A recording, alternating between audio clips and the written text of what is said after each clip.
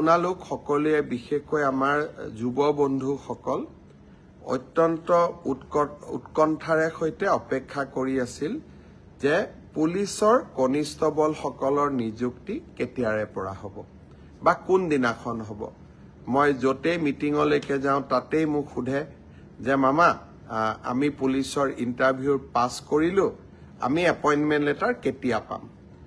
মই আপোনালোকক আজি জনাব খুজিছোঁ যে আপোনালোকৰ উৎকণ্ঠাৰ অন্ত পৰিলে ৩ তাৰিখে গুৱাহাটীত আমি আপোনালোকক নিযুক্তি পত্ৰ বিতৰণ কৰিম।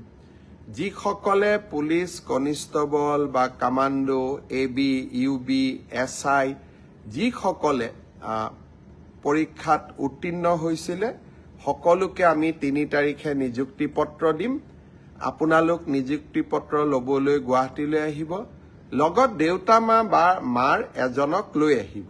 কাৰণ আপোনালোকৰ এই সাফল্যৰ দিনটোত লগত দেউতা বা মাক আপোনালোকে লৈ আহিলে তেওঁলোকেও ভাল পাব আৰু আপোনালোকেও আনন্দ অনুভৱ কৰিব।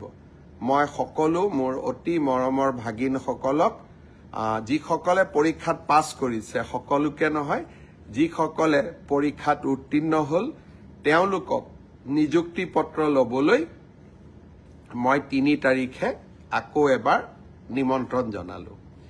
এতিয়া সকলোৱে ভাবিব যে মই ADREত পৰীক্ষাত পাছ কৰি আছোঁ, মই হেল্থত পাছ কৰিছোঁ, এগ্ৰিকালচাৰত মই পাছ কৰি আছোঁ, আমাৰ নিযুক্তি পত্ৰ কেতিয়া পাম।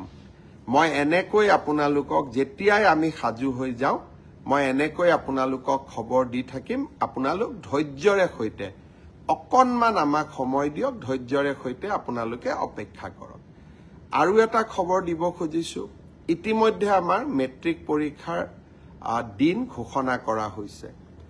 আমি এটা আঁচনি আপোনালোকৰ বাবে আগবঢ়াই দিছিলোঁ যাতে মেট্ৰিক পৰীক্ষাৰ যিসকলে মেট্ৰিক পৰীক্ষাৰ সন্মুখীন হ'ব তেওঁলোকে যাতে কিতাপ এখন কিনিব পাৰে, পেন এটা কিনিব পাৰে, কলম এটা কিনিব পাৰে, গাখীৰ এগিলাচ খাব পাৰে, অলপমান নোটৰ বহী এখনো কিনিব পাৰে।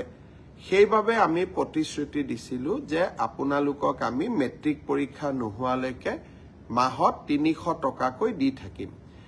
এইবাৰ প্ৰায় 4,25,000 ছাত্ৰ ছাত্ৰীয়ে 28 তাৰিখে শিক্ষামন্ত্ৰী ৰণোজ পেগু ডাঙৰীয়াৰ সৈতে আপোনালোকক নৱেম্বৰ মাহৰ ৩০০ টকাটো মুকলি কৰি দিম। তাৰ পিছত ডিচেম্বৰত পাব, জানুৱাৰীত পাব, ফেব্ৰুৱাৰীত পাব, প্ৰত্যেক মাহতে ৩০০ টকাকৈ আপোনালোকে পাই থাকিব।